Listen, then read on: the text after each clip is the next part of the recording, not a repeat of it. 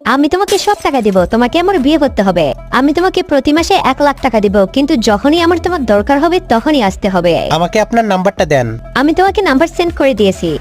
CEO, আপনি আবার ভিখারি সেজেছেন। আজকে নতুন প্রজেক্টের ওপেনিং হবে, আপনাকে ওইখানে যেতে হবে। তুমি লুকিয়ে যাও, ও আসতেছে।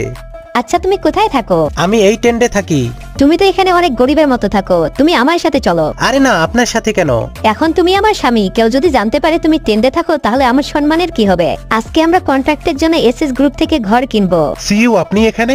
সিইউ কে? সিইও না, লিও আমার নাম। রিয়া, তুমিও কন্ট্রাক্টের জন্য ঘর কিনতে এসেছো নাকি? এটা সেই ভিখারি না যার সাথে তোমার বিয়ে হয়েছে? আমি তোমার থেকে বেশি টাকা দিয়ে ঘর কিনবো। মাফ করবেন, সব ঘর বিক্রি হয়ে গেছে।